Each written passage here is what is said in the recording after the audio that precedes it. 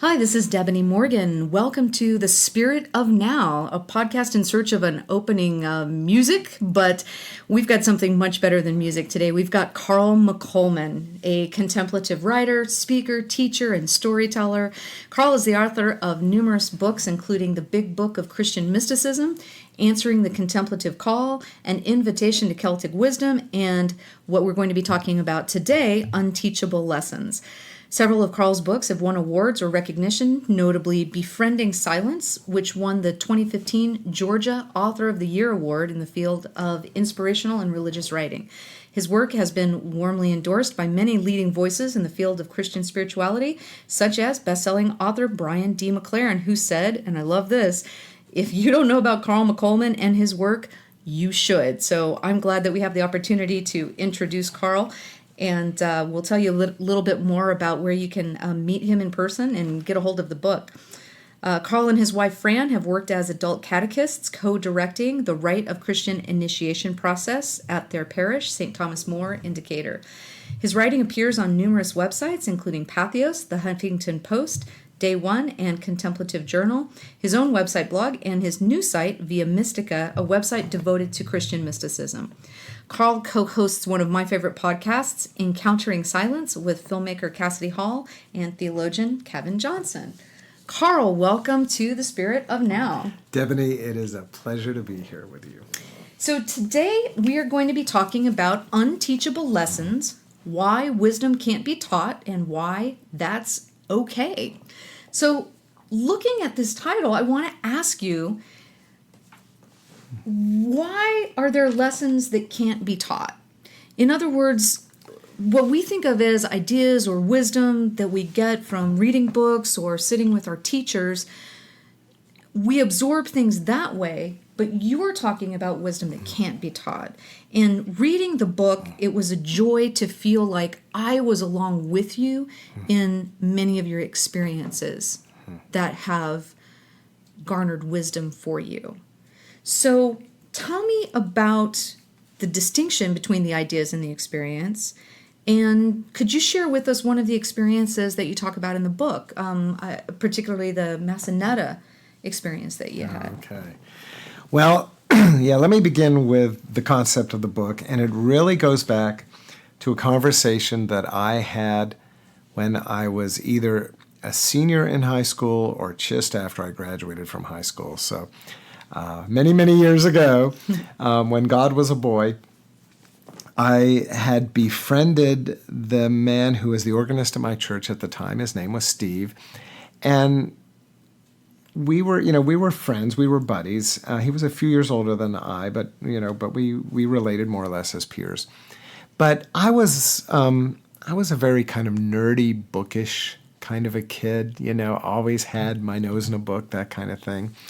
And so Steve poked at me about that one time. And I don't remember the context of the conversation, but we were talking about something going on in me, whether it was something spiritual or something involving, a girl, or I can't remember what specifically the matter was.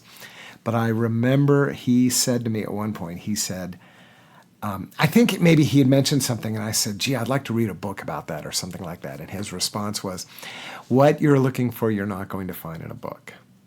Yeah. And that really just, as somebody who was such a book-oriented person, that was a bit of a kind of a slap. And I really had to stop and think about that there was this whole kind of dimension of personal growth, of knowledge, of wisdom, of understanding, of insight that does not get encoded in a book or in a weekend workshop, or in an online course, to bring it back to the present day. So, that little conversation, 40 years ago now, just has echoed with me down the years on my various journeys, and some of which the stories I tell in the book. But just coming to recognize that when you look at certain kind of significant dimensions of what it means to be human, what it means to be alive, what it means to be, a spiritual seeker, I talk in the book, I talk about love, I talk about grief, I talk about trust, I talk about encountering God, I talk about, head versus heart, those kinds of things that again and again, the lessons that I learned through living, not through reading, not through studying, not through apprenticeship, not through a guru. Not to say that there isn't a place for a wise book or for a discerning teacher or for somebody who can be a spiritual mentor or director. I think all of those, resources are valuable to us. But there still is this dimension of life where only our heart can guide us.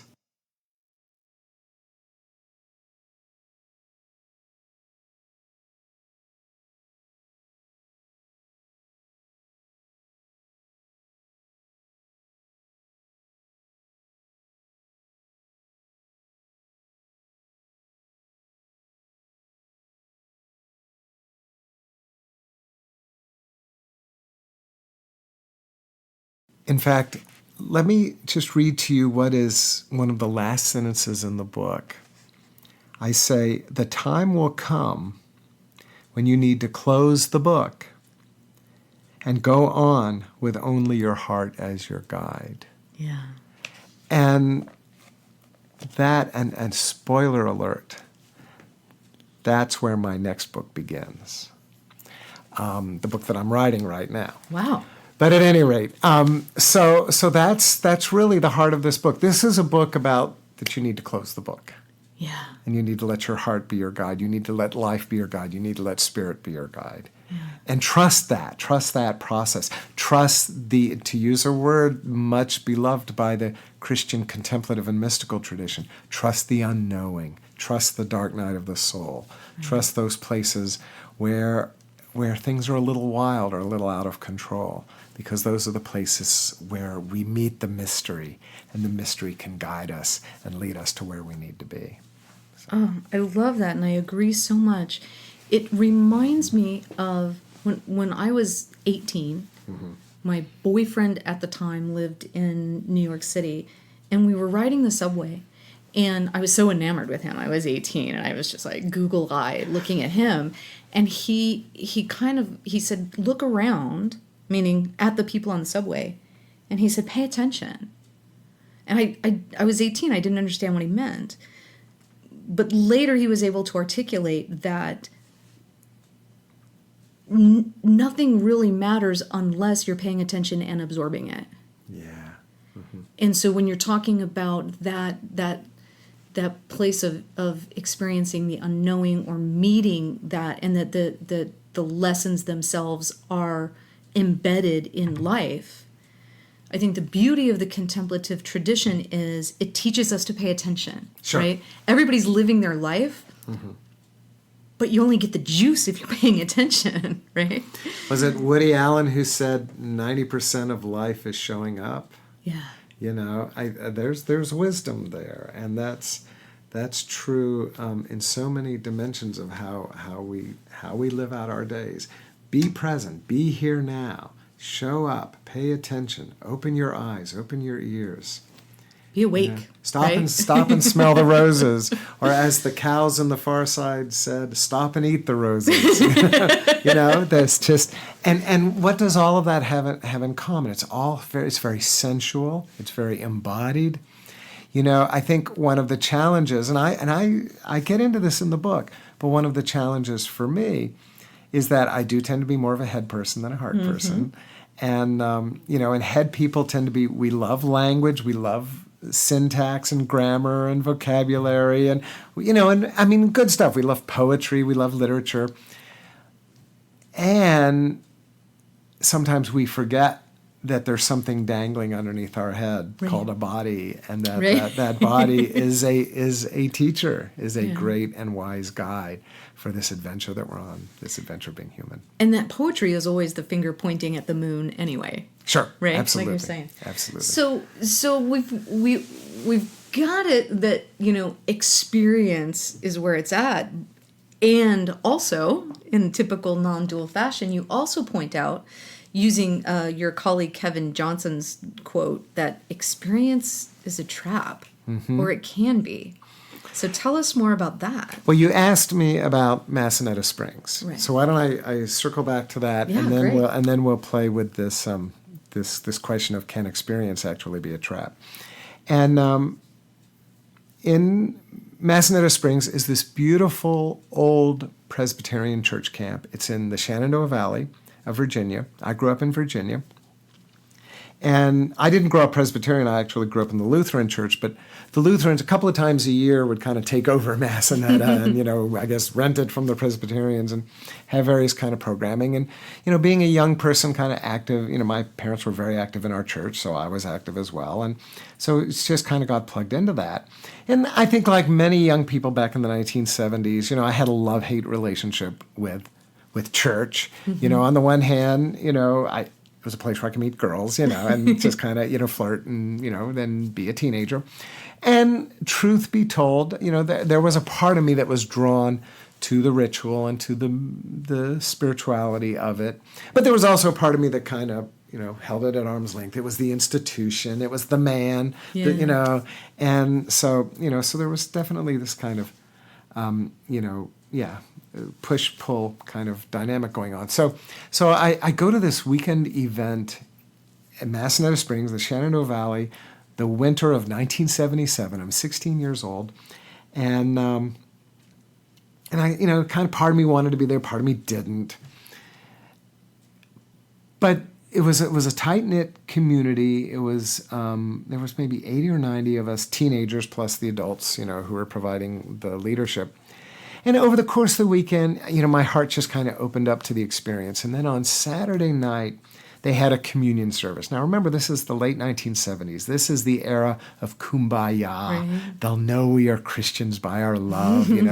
Those kinds of kind of folky songs. In the Catholic world, they called it the folk mass. You didn't use the word mass in the Lutheran world. It was kind of the same dynamic. So we had a communion service. We were singing all these kind of acoustic guitar, feel-good kind of songs. Everybody's kind of arm in arm, kind of swaying to the music. We're in this room. We're in the dining hall there at the conference center. They just pushed all the tables out and created room for this communion service. And I'm gonna struggle with this because you can't put it into words. Right. During this experience, what I perceived was a luminosity. It's as if the room suddenly became suffused with light. It became brilliant, luminous. It's like somebody had just brought in a lot of bright lights and just amped it up. Simultaneously, and maybe even kind of, integrally with all this, was this incredible sense of being loved, of being in the presence of love. That love was an energy that was flowing through all of the people, flowing through me, through all the other kids and grown-ups that were in the room. It was communion, and the way they did communion was the bread and the wine was passed from person to person. So each person received from on one side, gave it to the next, which is nothing particularly remarkable. You go to Ignatius' house here in Atlanta, here in 2019, and they still do that, But in the midst of that, kind of receiving the music, receiving the liturgy, the ritual, having this sense of this kind of just unearthly luminosity and this incredible sense of being loved and I would say being love. I dropped into this kind of timeless space. And I say that because, in my mind's eye, I can go right back there and just be in the light and in the love. And it was timeless. It was eternal. It was like I was caught up in eternality. Right. And how long did it last? A minute, maybe? 5 seconds? I don't know. But it felt like it could have gone on for hours. or it was nothing at all. It's like just, it's like clocks no longer were relevant. Right. And it passed. The moment subsided, if you will. The light kind of came back to normal. The service was over. And then they were immediately kind of tearing down, the altar and the lectern and all that, because they were going to have a dance, because, there was a bunch of Teenagers. 16, 17, and 18-year-old hormonally amped up teenagers there. And what I remember was going, and there were a couple of people that were my buddies, and I found one or two of them. And I said to them, wasn't that the most amazing thing ever? And they looked at me and they said, yeah, it was all right. You want to go grab a Coke or something? And it was just this moment. It's like at that moment, it almost kind of took a different edge. It got a little scary because I realized what I had experienced, other people didn't. And I'm saying that because there was a sense at which it felt objectively real to me. It felt like whatever was happening, the light and the love was, wasn't just my imagination. Yeah. It wasn't just a daydream. It was much more visceral, much more real than that. And of course now I can inject some language into it. It was an expanded state of consciousness. I shifted into some sort of an altered state. But I didn't have any language like that as a 16-year-old kid. I just, whoa, what happened? And I didn't go to the dance. Now, full disclosure, I'm an introvert. So a lot of times, blow off the dance and, rather go read a book. But I went back to my room and just kind of sat there and just kind of reflected, what happened? Yeah. What was that? So again, 16-year-old kid, white middle class, American in the 1970s, at a church camp.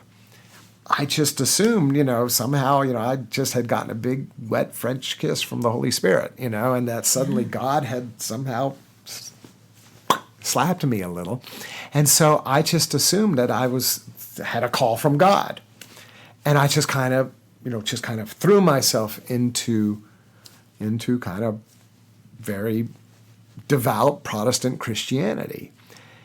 And that lasted for about a year and a half until I ran into some kind of inner contradictions and issues like that. But it, on the larger sense, it launched me on, the journey that I'm still on today, more than 40 years later. And, I arguably would not be sitting here with you right now if that hadn't happened. I've written books about mysticism. I lead retreats. I do adult faith formation in a Catholic church, blah, blah, blah, blah, blah. All of that goes back to this moment in time. Yeah. So, so it literally changed my life. Okay, so you asked about experience. Right. And this quote from my dear friend Kevin, that experience is a trap.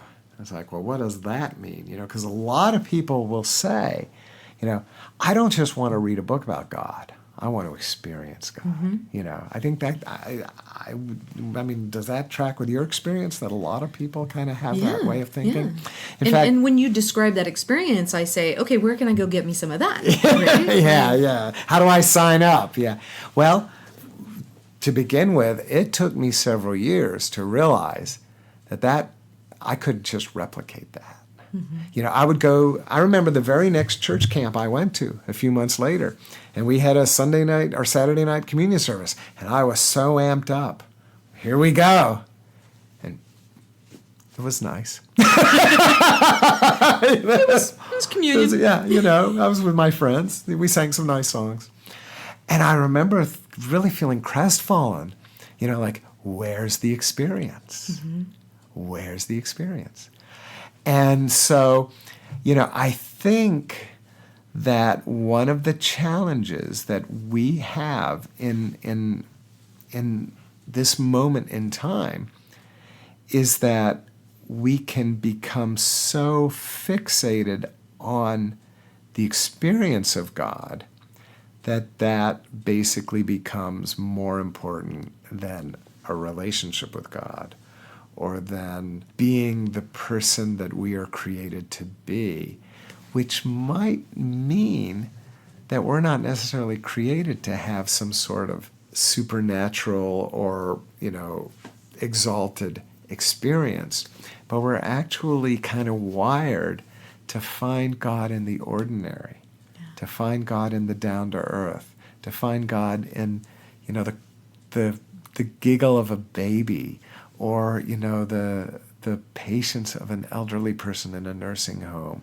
or the struggle of somebody who's working so hard to heal from trauma, or the dignity of people of color dealing with the microaggressions that are just part of their lives in this world that we live in, et cetera, et cetera, et cetera.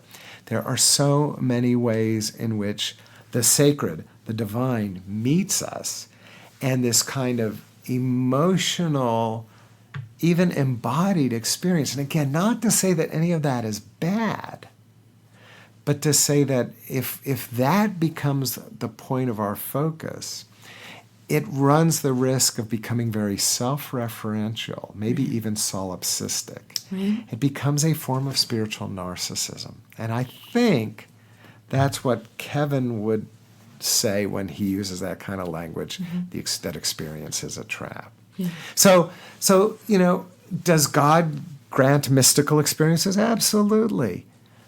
And when they come, what should we do? Hold them lightly, let them go. Yeah. And yet, the temptation is, and the trap I fell into, was that when that came, I wasn't expecting it, I grabbed on tight. Yeah. And it took me a while to learn just to let it go.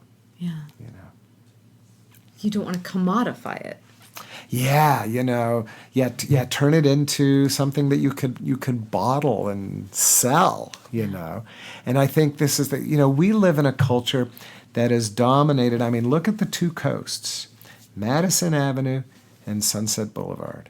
We are dominated by marketing and entertainment. Mm-hmm. Those are the two gods of the cult. Mm-hmm. That's the Gog and Magog of the culture that we live in.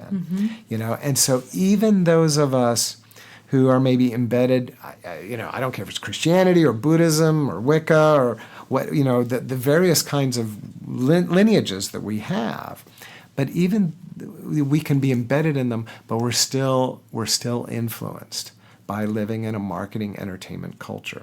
And so we tend to approach the spiritual journey through the lenses of marketing and entertainment. Right. Nirvana, entertain us. I mean, that's the motto of our generations. Yeah. And so we want God to entertain us. And so that, again, that's the experience trap, is, it's like, I deserve a mystical experience. I've been doing centering prayer twice a day for the last 10 years, and I volunteer at the homeless shelter, and I've read all the right books, and I've gone on all the right retreats, and I was a week on Iona, done all the right pilgrimages. Don't I deserve something? Yeah. I paid the price. Yeah, where do I get what I paid for? Where's the goodies? Right? Yeah, where's the goodies? And so it's like, that's not how it works, And then, or maybe you have some sort of, you and I were just on Iona, It's like, wow, it's really neat to go spend some time on Iona. It's obviously a place resonant with wisdom and with lineage and with, with just this embodied spirituality. But, somebody, it's like the movie Amadeus, here you have Salieri, who has worked so hard to be a good musician. And then along comes this kid, this rude, vulgar kid who's just busy getting drunk and chasing after every cute woman he runs into. And he's a genius. Yeah. And the movie, that's a profoundly spiritual movie because it ends up with Salieri losing his faith. Yeah. Over it, Well, and interestingly enough, the guy's name is Wolfgang Mozart, but they chose to use his middle name for this project, originally a play, obviously, but Amadeus, of God. Yeah, the love of God. Right. Exactly. It's a wonderful thing. So that's the thing about the experience trap. And the only other thing that I would say, because you mentioned non-duality, And it is hard to write about non-duality. Right? I'll tell you who I think has done a really, really wonderful job is Cynthia Bourgeault. Yeah. In her book, The Heart of Centering Prayer. Yeah. One of the best, at least from a Christian perspective. Obviously, there are writers in the East who just sheer poetry. But from a Christian perspective, working within the Christian language and Christian framework. And she approaches it from a very critical position, and she looks at how other people have written about non-duality, and she kind of deconstructs it. Well, here's the weakness, maybe the challenge there or whatever. But one of the things that, for me as a writer, who I wouldn't claim to be as gifted a writer as Cynthia Bourgeault, but she's hard to beat. She's amazing and a wonderful, just teacher too. Just this very articulate, insightful person. But one of the things that I've come to recognize is that language itself is inherently dualistic. That to talk about something almost of necessity means drawing a line. Mm-hmm. Drawing a line between what's in or what's out, what's right or what's wrong, what's up or what's down, what's black or what's white, what's Christian or what's pagan, what's gay or what's straight, et cetera, et cetera, et cetera, et cetera, et cetera. And what this idea of, the non-dual dimensions of being or of consciousness, snaps us beyond that. Yeah. And I think that's one of the reasons why we say the mystical experience, there's that word again, mm-hmm. is fundamentally ineffable. It cannot be put into words. Yeah. It's why, for me, trying to talk about this night when I was 16 years old, 42, 43 years ago, I just become tongue-tied. Yeah. It's the nature of the beast. You cannot put non-duality into words. If you do, you will betray it in one way, shape, or form. Yeah. We're gonna keep trying. It's the human spirit. We want to communicate what we have seen or felt or known, but it's I talk in my book, my Christian mysticism book. I say writing about Christian mysticism is like trying to put love in a bottle. You can't bottle up love. Right. You can't write about mysticism. Right. It was an absurd prize of fool's errand, and yet I'm kind of a fool, so I did it, and so there you go. So. Well, I think some of the beauty of that too is if you could talk about it, the part of you that would be talking about it would be the ego, mm-hmm. and in using that in some way. By making it absolutely ineffable, it makes it so that it can't be commodified. Yeah. That the only power or the only value it has is between you and the divine. Yeah. So that's and that's not to say that we shouldn't try to write about that. God bless Mary Oliver for her amazing poetry, mm-hmm. And Julian of Norwich and Meister Eckhart and these amazing voices. Every century has given us, at least one or two amazing voices. But just kind of coming to recognize that it's all provisional, it's all contingent. No one ever has the final word. Today's wisdom will be marred by tomorrow's blind spots. It's before we started recording, you and I were talking about the language of the false self. Yeah. Which is language that I struggle with, and you mentioned that Richard Rohr struggles with. I think a lot of people struggle with that language. And I said, well, maybe in 1948 when Merton first cooked it up, it was really useful language. I mean, maybe it predated that, but I haven't found it earlier than 1948 in Merton's writing. And and so what really worked 70 years ago is beginning to kind of show its age today. And so this book that you're holding, it may be a wonderful book, but there will come a day when people will very rightly criticize it and say, but what about this or what about this? It's obvious that he wasn't paying attention to that. And I think that's the nature of the beast. But that's a beautiful thing because that shows how we evolve. Yeah. That there is an evolution in consciousness and in awareness. And in the ability, I think even language evolves, that we will become more and more capable of articulating, of effing the ineffable. But the ineffable will always somehow elude us. Yeah. I don't think language is ever going to master that mystery. Because what is mysticism? Mysticism is the spirituality of mystery, and I don't want it. Yeah, on the internet it gets attributed to Evelyn Underhill, and I love Evelyn Underhill, so I want to give her the credit, but I've never been able to find it. But there's a quote, around, how the quotes online, what was it? Don't believe everything you read on the internet, said Abraham Lincoln, But this quote attributed to Evelyn Underhill is that if your God is small enough to comprehend, it's too small to worship. Yeah. And yet, isn't that what we all try to do? The great minds, the Thomas Aquinas and the Augustine and the Karl Rahner and these brilliant philosophers, we try to understand God. And we all do that. We all try to control God. We try to make God manageable, and yet the divine, refuses. Yeah. By divine grace, God is slippery. God is greased lightning, She slides out of our grasp again and again and again. And there's grace in that. Yeah. Well, and that's one of the wonderful things about the book is that you're not trying to have some sort of academic conversation about that. And although, you have in other places, which is also wonderful, but the thing I loved about reading the book, which I did in one sitting, as I've told you, is you're just saying, this is how it happened to me. Yeah. I'm just going to tell you a story about what happened to me, and here's what I took away from it. You take what you will, right? Sure. And Absolutely. so it just makes it so approachable and so easy to be with what you're talking about, because we're taking it down from the lofty rafters and putting it in the grit. This book was a departure for me. Most of my previous books have tended to be, my writing is not academic. I'm not a scholar. I don't have a PhD, any of that kind of stuff. So I write for kind of the ordinary, Joe and Jane Schmo, because I consider myself an ordinary Joe Schmo. So, but I love history. I love the great mystics. I love some of the really neat interpreters of the great mystics like Evelyn Underhill or Bernard McGinn or some of these kinds of folks. So I feast on that stuff, and that has kind of informed the writing that I've done.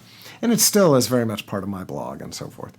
But with this book, and again, I think I was inspired by the mystics. I wouldn't. It's funny, the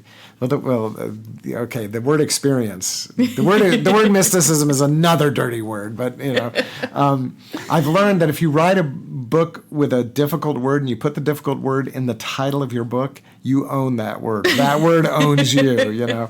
A friend of mine just came back from the Contemplative Outreach International Conference I guess it was in Denver, and she was all excited about the book, and she was telling people, "Have you read Carl McColman's new book?" And I'm like, "No, it's another book on mysticism." I was like, "Oh, that's what people, that's my brand." Right. But at any rate, it's mysticism. I'm the mysticism guy. Mr. Mystic. Mr. Mystic. Oh, that's scary. But the thing is, taking a page from some of the great mystics, not that I would compare myself to a great mystic, but they wrote from their own story. There's a wonderful passage in The Cloud of Unknowing. We don't know the author, it's anonymous, but he's talking and he's making fun of people who always quote other people. And he says there are all these writers out there who keep quoting other writers. They quote the fathers of the church or the people in the Bible or whatever. And he says, and they're doing that. They're driven by their ego. They're doing that because they want to show you how learned they are. And he said, I think that's just folly, and I'm not going to do it. And I remember reading that and thinking, well, that's what I do. I'm always quoting Julian of Norwich or Meister Eckhart or Thomas Merton or Evelyn Underhill, blah, blah, blah, blah, blah. And I thought, what if I tried to write a book like The Cloud of Unknowing? And instead of constantly, I still quote Julian of Norwich. I was going to say, you got a few in here. Yeah, it's in my blood. I can't just totally. But it's interesting because if you notice where I do the most of it is the chapter where I'm very vulnerable, where I'm talking about the lessons I'm still learning. The last chapter of the book. That's where I tend to kind of fall back into my old habits. But this idea of, can I write a book just out of my own experience. Again, there's that word. But trusting, not that I'm some sort of spiritual master that other people have to learn from, but the way I see it is that it's kind of like you and me having a conversation. I'm telling my story, hopefully, so that people who read it will be able to kind of calibrate it to their own story. Yeah. Because the reality is that one of the messages of Unteachable Lessons is you don't need a guru, you don't need a teacher. Not that there isn't a place for good teachers. Yeah. I think we all benefit from guides and mentors and people who can kind of initiate us into knowledge or into understanding. But at the end of the day, those deepest lessons, those unteachable lessons, your heart is your teacher. And so my heart can't be your teacher. Your heart has to do that. And so I talk about my heart to invite you to listen to your heart. That's really kind of the point that hopefully I'm making here. So. Yeah.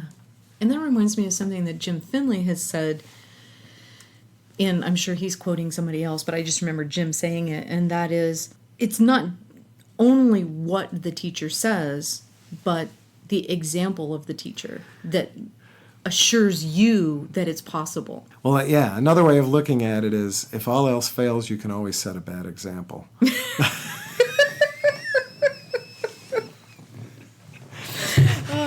I may be guilty of that. but we, so we are examples, and without realizing it, we're examples. Just the way we live, the way we relate to people, the energy we bring into a room. That and there's a level on which we are all teachers. The first chapter of the book is about how my daughter was my teacher.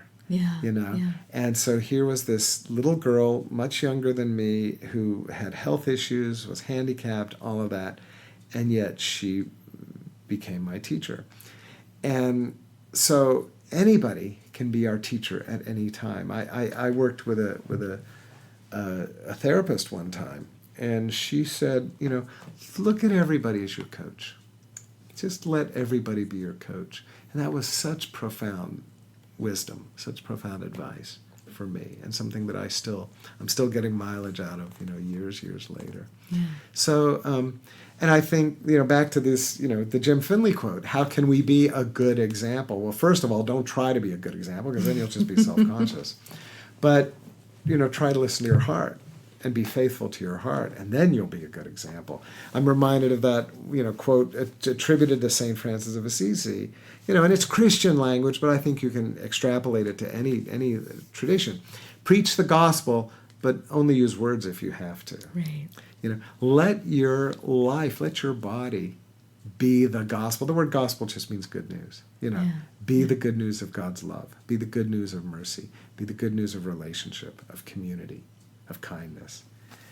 There's a wonderful line from Peter Gabriel from the album The Lamb Lies Down on Broadway, where he sings, I can't remember it word for word, so forgive me for paraphrasing, but he basically sings something like, I don't trust the man who has to shout what he's found.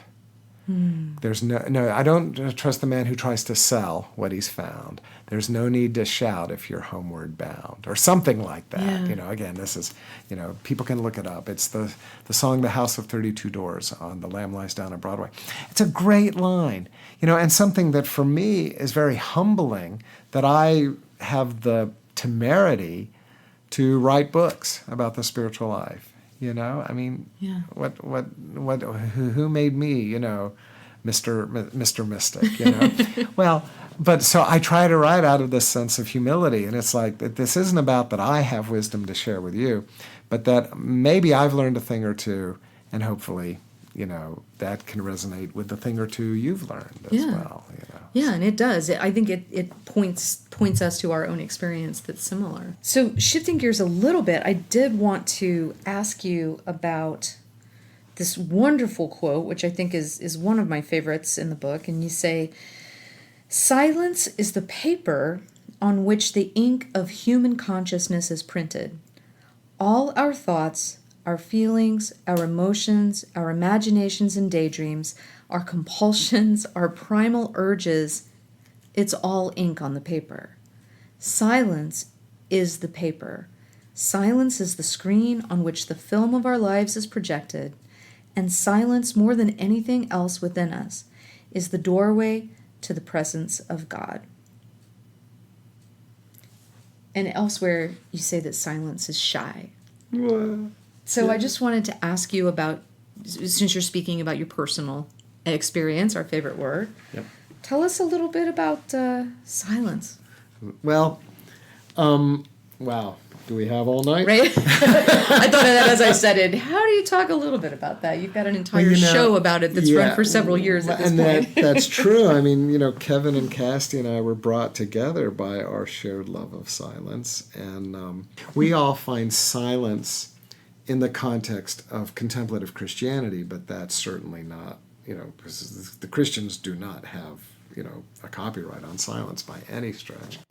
But I'll start with the biblical tradition, be still and know that I am God. And that stillness is not just a physical stillness, like, holding your body stationary, but it's also an interior stillness, moving into that place that's deeper than just the noise of human consciousness, the noise of the firing synapses. Then, for God alone my soul in silence waits. The Lord is in his holy temple, let all the earth keep silence before him. And I read that's out of, the prophet Habakkuk. So it's, Old Testament Hebrew scriptures, a Jewish text. In fact, all the ones I've just quoted you come out of the Jewish scriptures. But I read that kind of through a New Testament lens, since my tradition is Christianity. And Christianity, following Jesus' teachings, Christianity puts the temple in the heart. So the Lord is in his holy temple. God is in your heart. Let all the earth keep silence. So it's actually an invitation to be silent before our own heart. And the reality is, and again, this is kind of a spoiler in the book I'm writing right now, the heart, every beat of the heart, that beat is cast before the silence of the heart. Our hearts contain silence.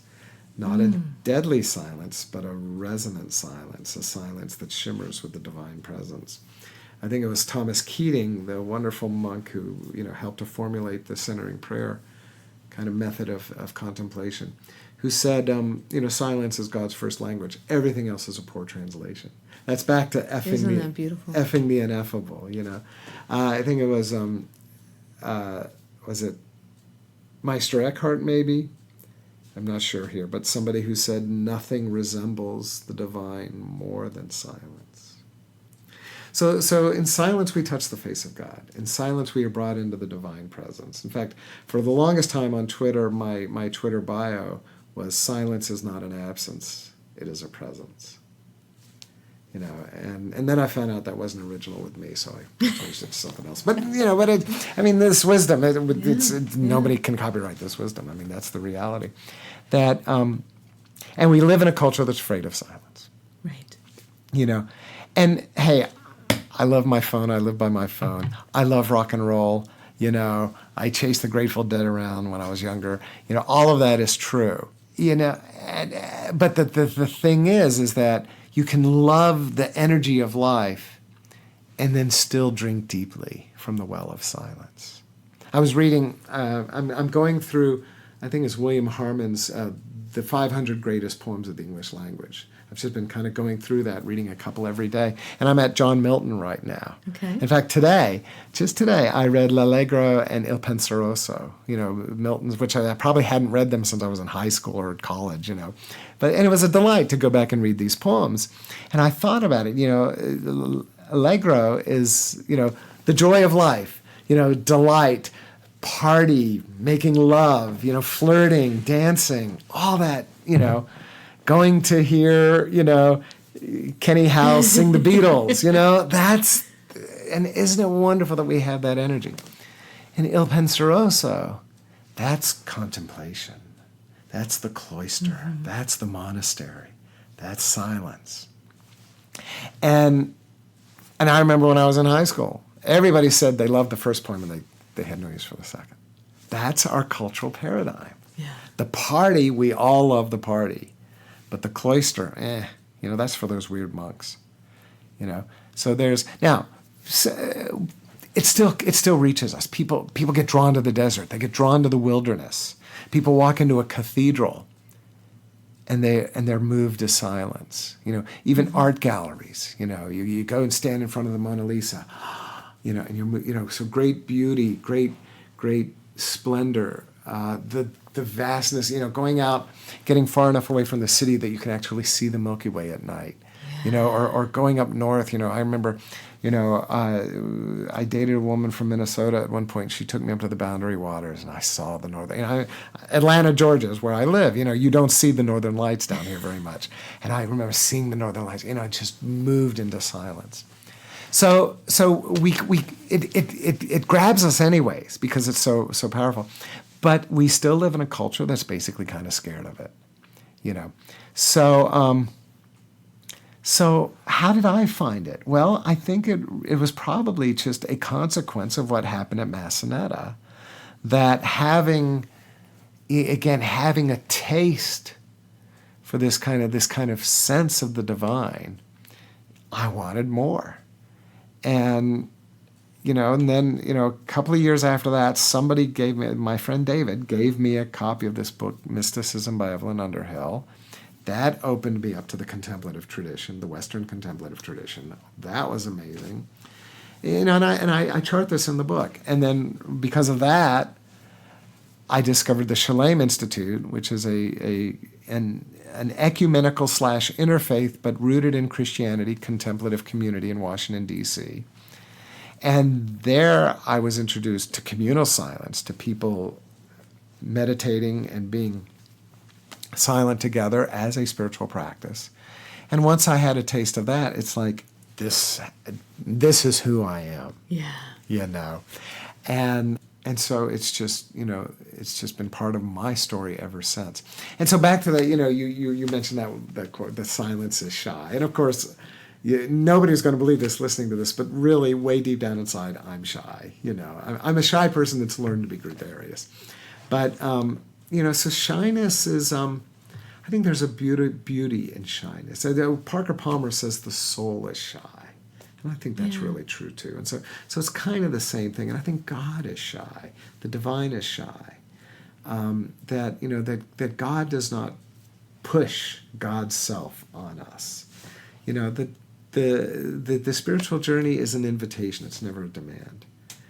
Some people, if you've gotten really, if you've gotten caught in addiction or there's profound suffering or, your life is in free fall, sometimes the invitation is really loud because you need it. It becomes a matter of life or death. But it's never forced on anyone. And so, so that's the way silence is. Silence is the great wallflower. She sits in the corner. And she's perfectly happy to just sit in the corner. But you have to go to her, or him. I mean, no gender here. Or them, We can use any pronoun. I'm not Jordan Peterson. I like all the pronouns.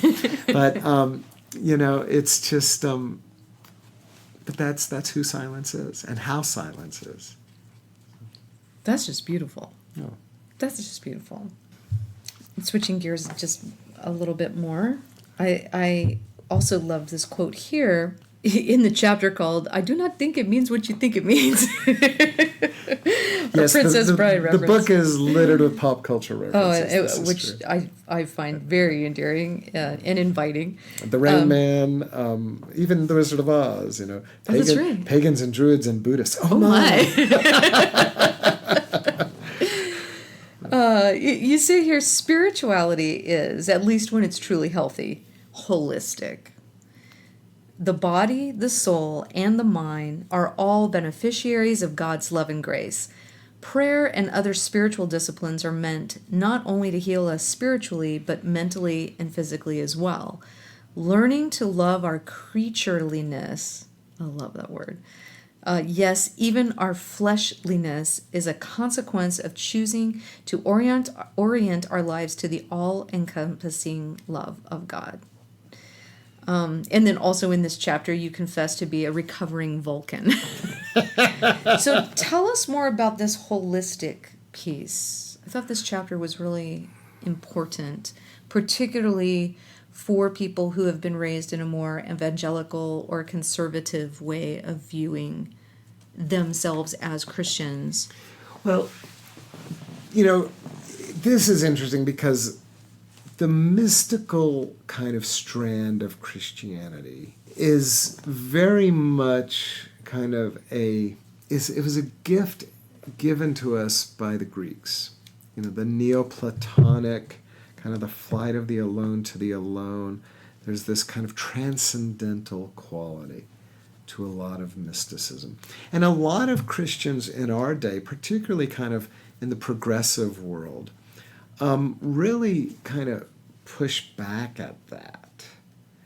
And I'll tell you a story. I'm not going to name the name, but I wrote a book a few years back that was based on C.S. Lewis's one of the Narnia books, The Voyage of the Dawn Treader, which is very much kind of built on that kind of idea of, sailing over the waters to find the land where God lives, this kind of thing. And a major Christian author who shall remain nameless refused to endorse the book. And he said, it's too Platonic. And at the time, I was kind of put out, but eventually I came to just, be at peace with it, because other people endorsed the books. I'm like, okay, I got my endorsements.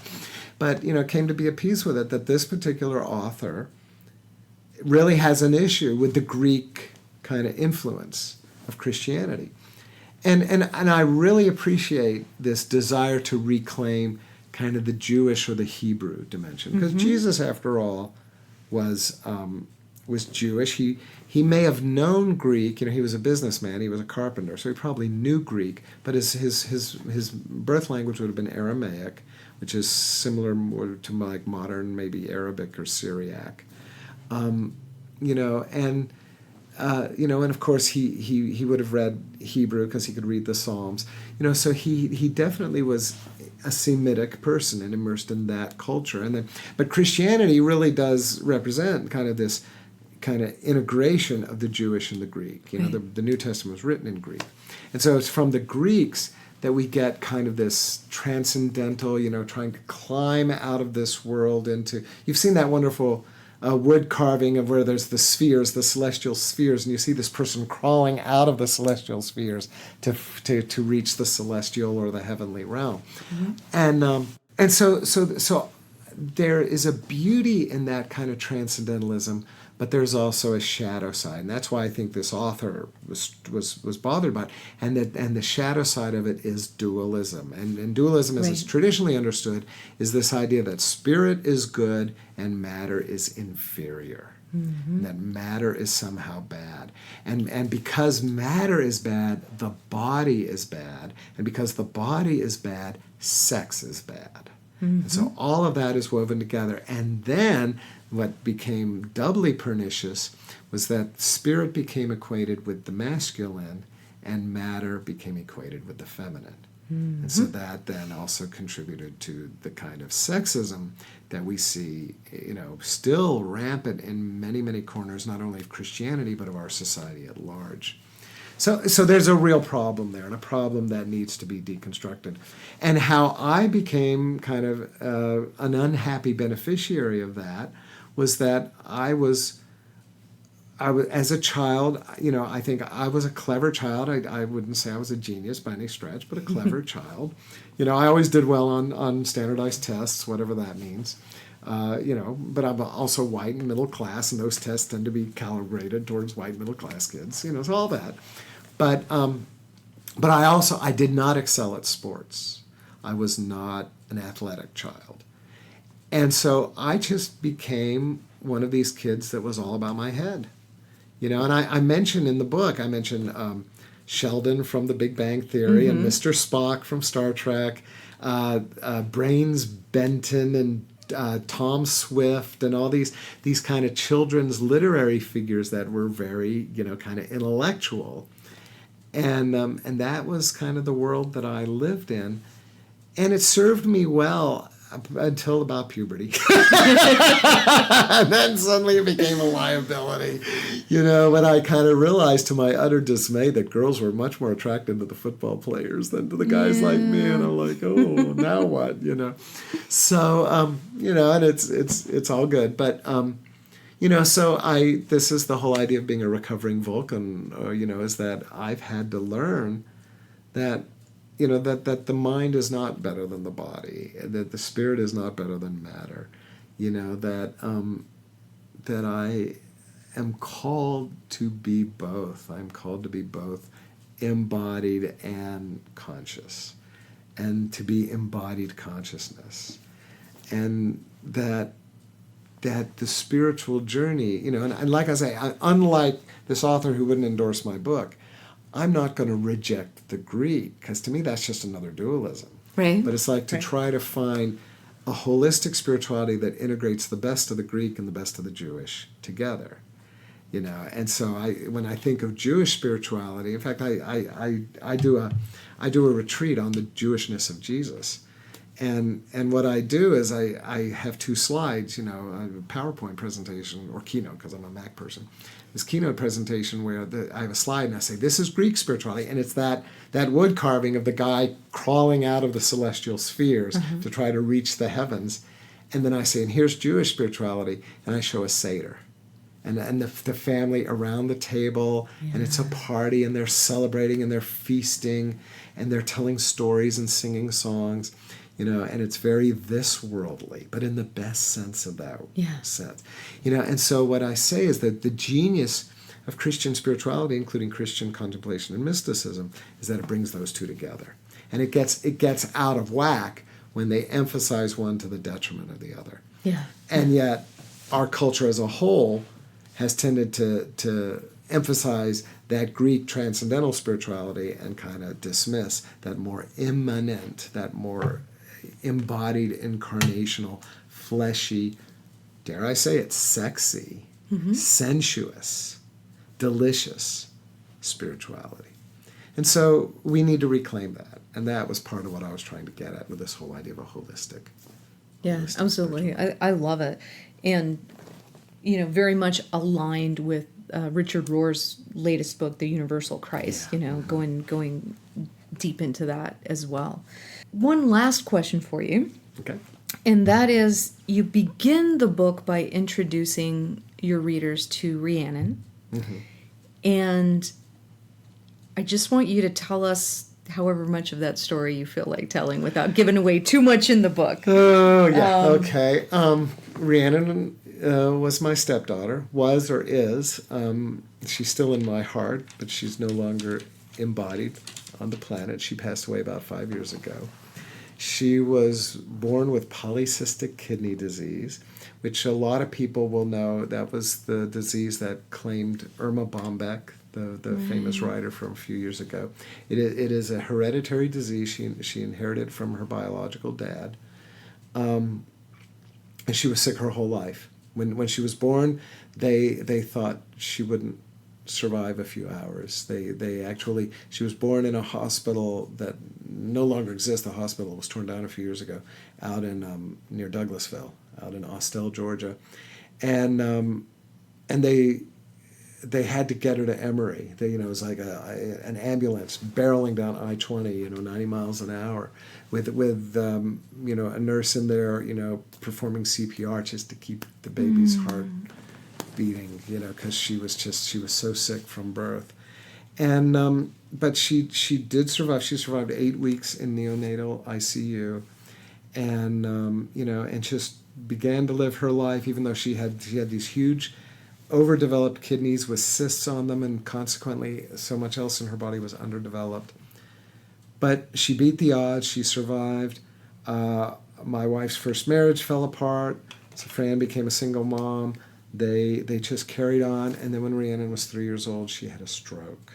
Oh, goodness. And again, consequent of the polycystic kidney disease, it led to that kind of medical condition, and spent a week in the hospital, had seizures for a number of hours, ended up in a medically induced coma for almost a week.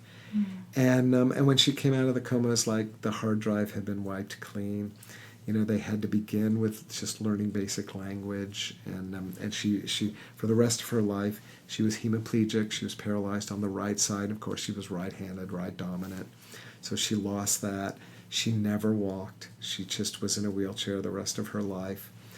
And so I come along when Rhiannon was, let's see, do the math, Carl, right before she turned 7.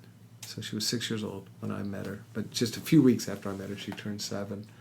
And then she died when she was 29. So I was in her life 22 of her 29 years. She was an amazing person. She was just sweet and fun, and we were buddies. And, we had a wonderful relationship. But she taught me a lot. She taught me about love. She taught me about commitment. She taught me about sacrifice. She taught me about dignity. She taught me about perseverance. And then she taught me about death and about dying.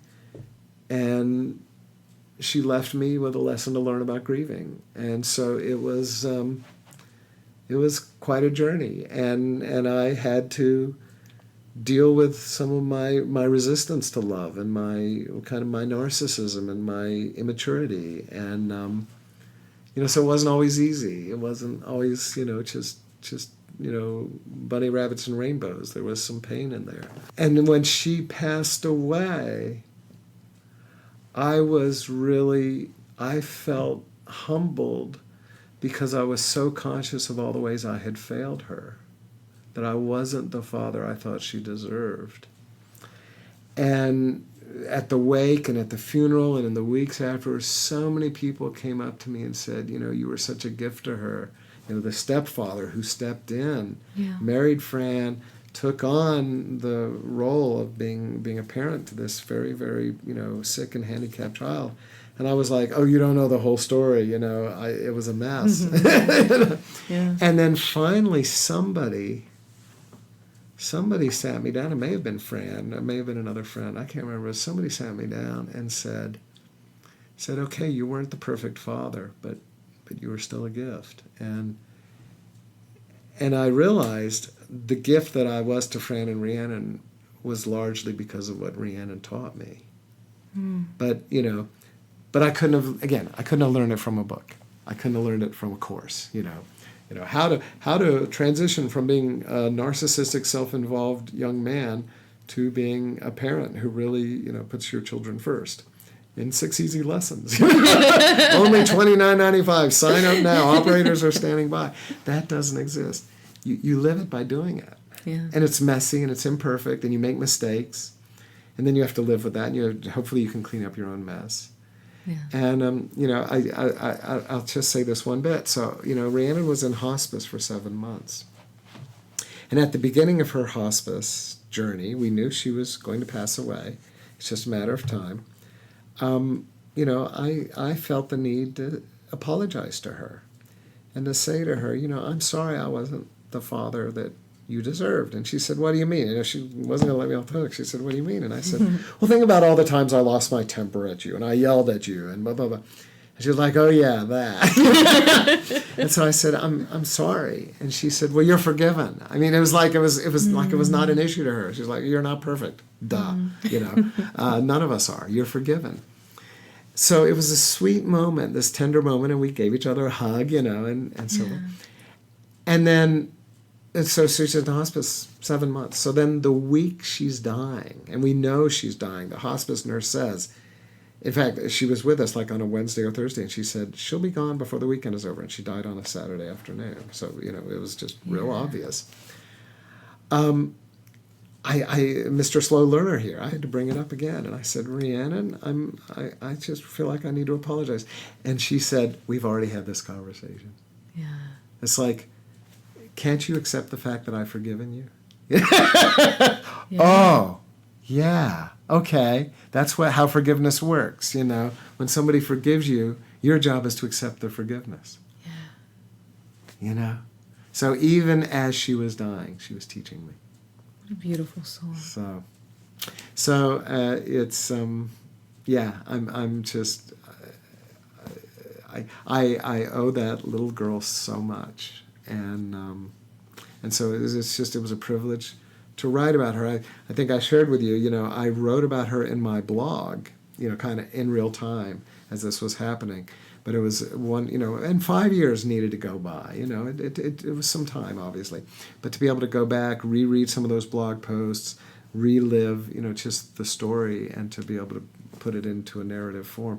I mean, and it's a story about me as much as it's about her, because I'm talking about the lessons I learned. Yeah. But it was fun to kind of invite her into the book. So, yeah.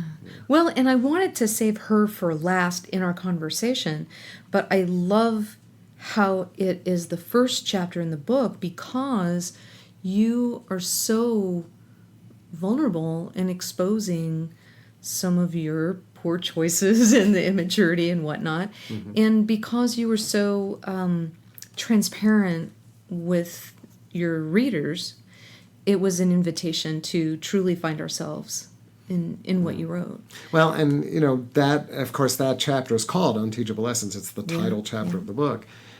Because to me, I could not think of a better story to lay out the thesis of the book than the story of my relationship with Rhiannon. So. Well, and to that end, could I get you to quote yourself? could I get you to read that the end of that first chapter, Sure. which I think is a wonderful wrap up to our conversation and invitation to our readers to, if they haven't yet, to pick up the book and to enjoy the rest of it. But how did you end that chapter for us, Carl? Okay. It's been several years now since her passing, and I tell our story from time to time. Almost at every telling, I meet someone who has a similar story to tell, of the unsung perseverance of caring for a sick child, or grief that felt like gratitude, or slowly discovering that love blossoms in our lives even when we're not expecting it. I've come to see that unteachable lessons are available to just about all of us, and I suspect that the more we need these unteachable lessons, the more likely they are to show up in our lives. Maybe they don't always entail suffering and loss, but I suspect they always involve some sort of deep interior transfiguration that is messy and unchartable and just can't be put into words. These are the lessons taught to us in silence, and the curriculum is life. The syllabus is nothing more than our willingness to be present. That's really beautiful. For those that want to buy the book, can they find links on your website, Carl? Absolutely. I have an e-commerce site. It's very simple. It's McColman.net. So that's McColman.net. Has that book, has my other books. And if you go to the page and you'd really rather buy it through Amazon, I have actually links to Amazon, Barnes & Noble, and to IndieBound, which puts you in touch with independent bookstores. So I want to support, independent bookstores. But then, obviously, you can also buy it directly from me, and then you get an autograph. Woohoo! But, so those are options. But I also, back to that theme of independent bookstores, support your local retailer. Most bookstores should be able to special order it if they don't have it in stock. Great. So I would encourage people to do that as well. Well, and another way to get a hold of the book is if you're hearing this before Thursday, October 17th, and you are in the Atlanta area, Carl will be doing a reading of the book and signing your own personal copy, and you can buy it directly from Carl that evening. That's Thursday, October 17th at 7 p.m. And you can find out more about that at the Zeitgeist website. That's Z, like zebra, or like Zeitgeist, zgatl.org/Carl's book, and Carl spells his name with a C. So zgatl.org/Carl's book. Also, mark your calendars because next fall, autumn of 2020, Carl will be teaching an 8-week course on Christian mysticism, and that is, you get all of this wonderfulness for weeks at a time. It's going to be terrific. So hopefully we will see you on Thursday, October 17th. And Carl, thank you so much for your time and the wonderful warmth and energy that you bring. And I am just really happy for the opportunity to talk to you tonight and always. And good luck. Well, thank with you. The book. Thank you. Namaste.